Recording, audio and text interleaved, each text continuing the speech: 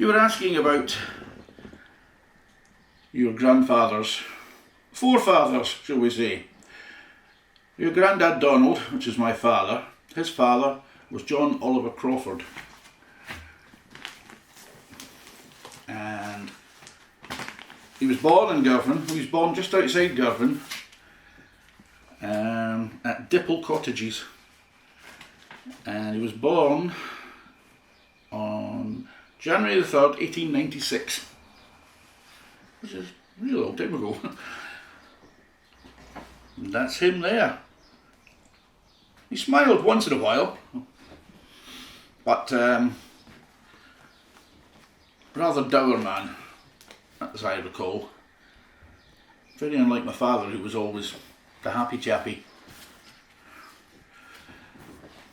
John Oliver Crawford was born there. His father Hugh was born in Girvan, and his father Hugh was born in Ireland, as was his father Robert Crawford, which is as far as I've got back, which is to about the 1700s, late 1700s.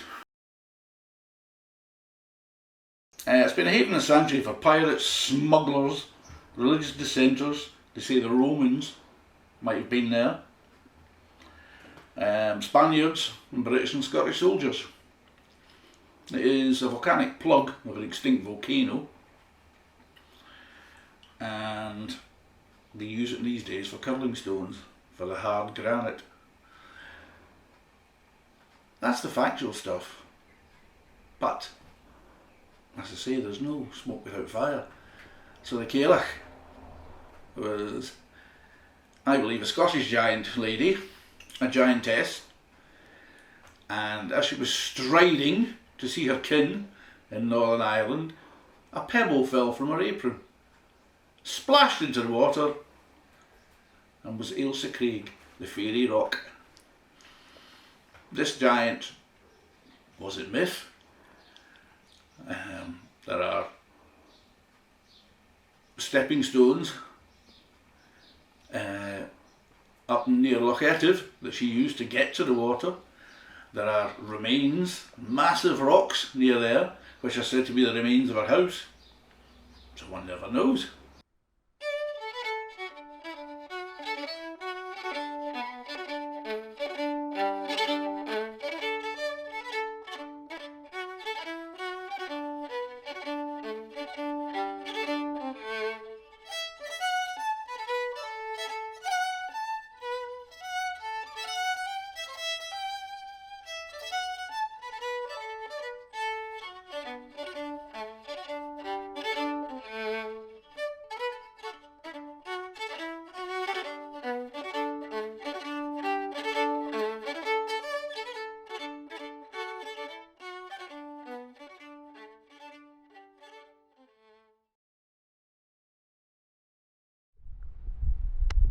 Okay, right, Ailsa Craig, we can see 8.6 miles out there. I emphasise that because people here think it's a lot closer or a lot further, depends on the weather. Anyway, it is an iconic island. I mean, there's no island looks like that. It looks like a Tunnock's tea cake, or it looks like a curling stone, whatever. The age of Ailsa Craig is technically 63 million years old, which is young geologically, but it only ever surfaced 12,000 years ago. It tried to be a volcano, it never reached the surface. It was trapped underneath the overlying rocks of what we'll call Scotland. It couldn't get up, so its real name is a pluton, a little plug of magma, lava, which cooled very, very slowly under the surface of the earth, which made it into granite instead of black basalt or black lava. It cooked very slowly under huge pressure and turned into granite. The hardest granite in the whole world is Ailsa Craig. And when the ice ages came through, 3 of them, the last one melted about 12,000 years ago, Ailsa Craig came out of the ice. It appeared out of the ice. All the overlying rock had been washed away with the ice flows, and they reckon 1/10 of Ailsa Craig's height is left. Bits of Ailsa Craig granite which are unique have been found in Donegal, Dublin, in Wales. So the ice went right down as far as the Lizard Peninsula before it melted away. So that's what's left of Ailsa Craig. As I say, 12,000 years old. People only came here about 6,000 years ago. So the first human beings have only seen it for 6,000. So I call it a baby. It's not really old compared to the 400 million year old rocks that we're sitting on here. I would reckon that over 90% of people here have never been and never will. It's difficult to get to, there's only one boat running. The weather, and the fact it can only take 12, it's very difficult to get there, and so many people look at it. It was supposed to be a giant rock that was thrown in when the giants, I can't remember, Finn McCool was one of them, when two giants, one from Ireland and one from Scotland, had a fight. So Ailsa Craig was the rock that one of them threw, but that's not true. Did you climb the Bine Hill? Not the Bine Hill, the Ailsa Craig. No, I never climbed. I know it looks, I don't know. We didn't have time. It is very steep. There's one route up, and it takes you up to the wee castle. So you kind of go up in the diagonal and then you double back onto the castle. But the problem is, if you go up at this time of year when all the ferns and the bracken are high, you can't see that path. No. And if you can't see that path and you're going up there, that's treacherous. Do you know, I haven't been out, but Irene's been out on the fishing boat and that, and I keep meaning to go out. I want to go out. Had we shoot my dad? My dad had the boat. Aye. Was she? Did she land on it? Aye, I think she did. So I had always wanted to go there, but I had never ever managed to land. And then one day we managed to do a litter pick on Ailsa Craig through my work, and we took a squad of boys out, and we litter picked the island, and it was fantastic. Who's this in the undergrowth over here, Jim? Who's that? Vagabond, One of the vagabonds. Yeah, one of the many vagabonds that come in. Yeah. So he used to live on Ailsa Craig. They wouldn't take him on Ailsa Craig. Come in here a minute, you. Come in here a minute. Come in, just stand there a minute. Aye. When it comes to the limelight, he can't handle it. That's because he lives in that wee village now. Oh, Bar. Aye. I like Bar. It's a Do you know this is a true story? It's a true story. There's a hill outside Bar, and it's called Haggis Hill. All right. And if you stand on Haggis Hill, on the top of Haggis Hill, and you look at Ailsa Craig, okay, it is the same distance as it is from looking at Knockdolian. And actually, it looks like you're looking at Ailsa Craig, but you're actually looking at Knockdolian. And that's how Knockdolian also gets its name, the False Craig. Have you ever heard that one? Never heard that? No. So the False Craig is Knockdolian Hill outside Common Hill is known as the False Craig, and everybody thinks it's the False Craig because of how you see it from sea. So if you're sailing from sea, you would see the False Craig at Common Hill, but actually, they think it's Ailsa Craig, but it's actually the False Craig, right? But there's a same vision that if you're on the top of Haggis Hill, okay, and you think you're looking at Ailsa Craig from Girvan, but it's actually Knockdolian Hill you're looking at in Coleman Hill. You taking all this in, Jim? I am. I'm just wondering how many times he'd nipped into the Jolly Shepherd before he. The Jolly Shepherd was Do you open. remember the Jolly Shepherd? Well, I used to trip up in the Jolly Shepherd and end up in the King's Arms. I can drink spirits and I can drink many things, but when the whiskey gets to there and I smell it, I can't drink it. So the first one we got was this huge portion of whiskey, and I thought, well, that's more than I've normally bought. So I drank that because you had to finish before you got the next one because it was all in the same glass. By the time we finished, 4 or 5 of them, I was absolutely out of my mind and had to hang on to my husband to walk home. And I got home, I just went to bed and slept for 3 hours. It was terrible. And when I got up, Richard said, would you like a glass of whiskey? I said, absolutely not. Yeah, I'm Alan Jeans, retired vet, and I'm a lifeboat man, one of the coxswains in a lifeboat. I write books and I also help run the Girvan Arts Festival. So the Arts Festival, my involvement in the Arts Festival was I did a talk at it about bright books, and I did a talk about the trilogy I wrote. And after the festival was brilliant, and I think it's great for the town, and attracts a few visitors. Not saying it's a major attraction, but you never know, it could get bigger. But it's a lovely little festival. It's very intimate. It's not an art festival in a very highbrow sense. It's an art festival, and it's about creative people from all walks of life. We've got everything from cooks to boat builders. We had a very famous playwright doing a talk at it, and we had a lady did quilting, and we had some children's events at the library, which was very good as well.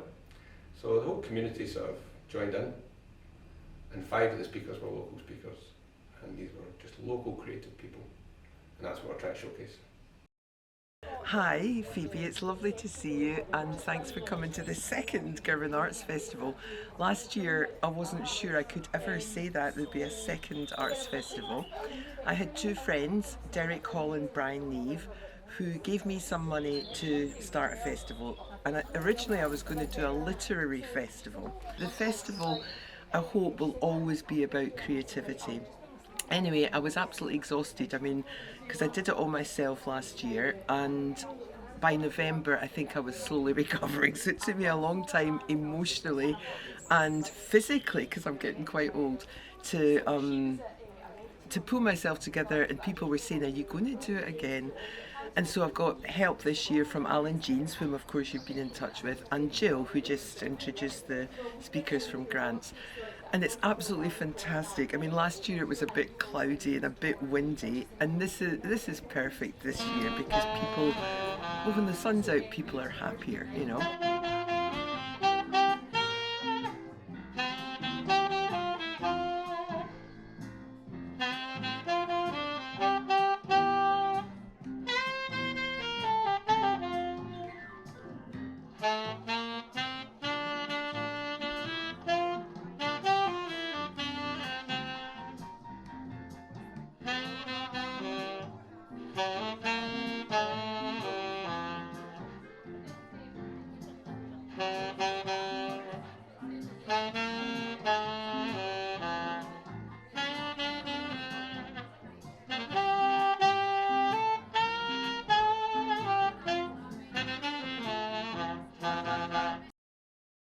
So my name is David Bova, and I'm one of the volunteers that are helping out with the Girvan Arts Festival, which started last year, and hopefully we're going to have a successful time this year.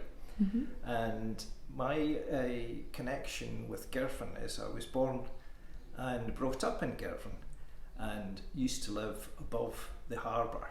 And in fact, when you look at the harbour today, you look down and you'll see the lifeboat house. And when I was a small boy, I used to go and polish the brasswork for the old lifeboat. But also, I used to go out to Ailsa Craig. Sometimes my parents didn't know I'd actually gone to Ailsa Craig's for the day, because in those days, so this was in like the 1960s, you could take a day trip out there quite easily. And I have many happy memories of going out there. So I know quite a lot about the infrastructure of Ailsa Craig. I was also lucky enough to learn to scuba dive, and I've dived in all the bits and pieces around Ailsa Craig. I've been to the top of Ailsa Craig, I've been around Ailsa Craig. Yeah, it's a fascinating place. One of the things that people talk about is that it's Ailsa Craig actually was dropped from the sky by a witch or warlock. I'm not quite sure which, but anyway, when this being, or if you like, dropped this huge rock into the sea, they let out this supposed cry in Gaelic. I don't actually know what that is, but it was supposed to be the Gaelic for Elizabeth, and I know that with some authority, because just a wee several years ago, we had a Gaelic lecturer out in Ailsa Craig, and she told us this story. So there we have it. Gliding low over rising tides, swooping through scooped out troughs of air that run beneath the soaring sides of mountainous wave crests growing there. Sheer walls of water shall be your home, cutting your way through the ocean's grain, journeying forth by the green spumed foam. The shearwater flies far from safe nests, from cradle burrow to watery grave. The wanderer ploughs on alone, her life an endless long distance race, a streamlined vision of nature's grace.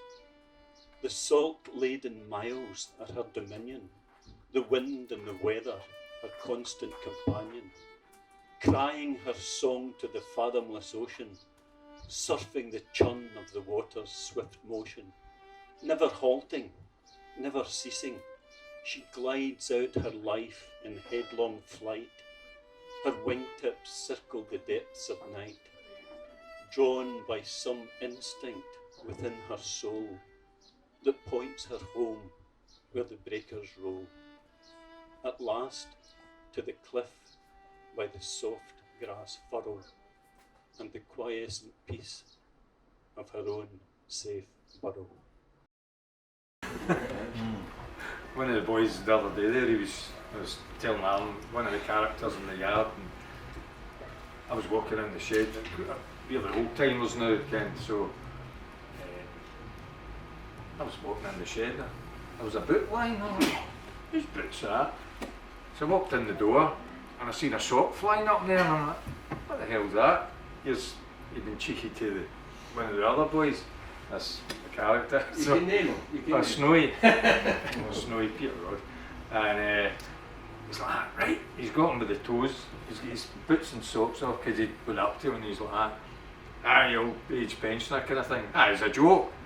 So he's like, you're in my space kind of thing. Grabbed him, wrestled him to the floor, ripped the boots and the socks off. Right, give me a tin of paint, I'm going to paint his feet. I'm like, no, you better know, Snowy. Aye, well. He turned around like that, there was a pot of paint, put his hand in it, and like that, rubbed it on his feet. That's for being cheeky. Wait, a couple of lists now, Jeff. Well, that's the point. Terrible action on it, David. Huh? Terrible action on it. What's Really. clear, Easy to play. Good. That's what easy to play, I'd imagine.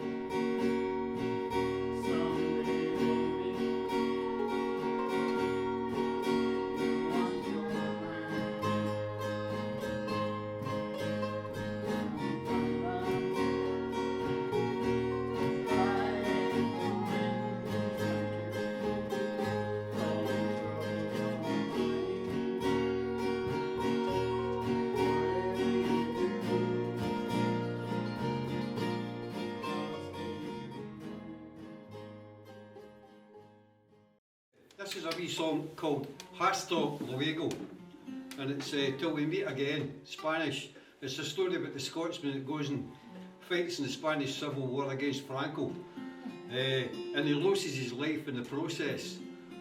And as he joins the International Brigade like many folk did throughout Europe. So anyway, so this is a conversation with him and his wee brother before he actually goes to Spain.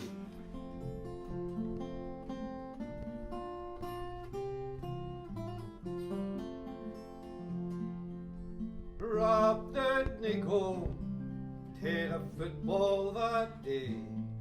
Well, the league, it was just about one anyway.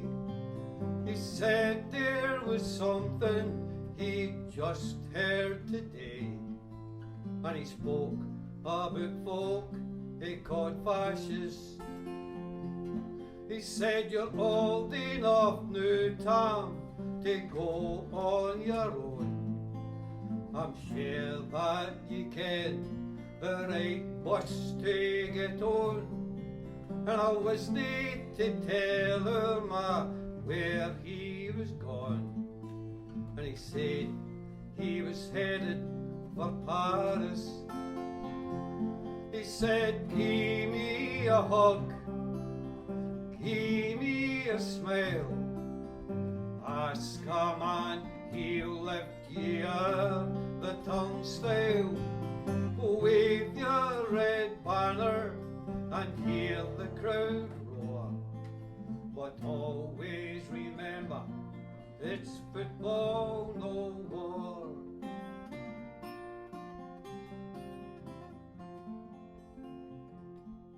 At the end of a road, Rob bumped into some mates who quizzed him about the International Brigade. They said he was daft, he said he couldn't wait.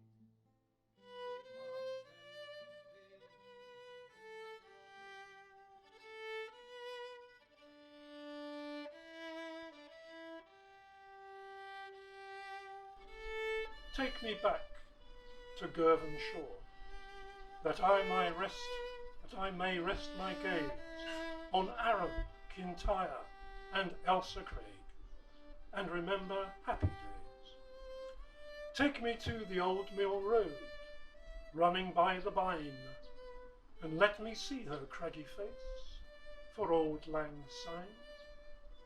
Take me to Knockcushion Hill, where kings before me stood, and let me see old Stumpy Tower to recall happy times and good. Take me to my old school gates, and let me wait a while until the memories unlock and bring to me a smile. Take me back to Girvan, please, that I may say farewell to all the special sights and scenes of which you've heard me tell.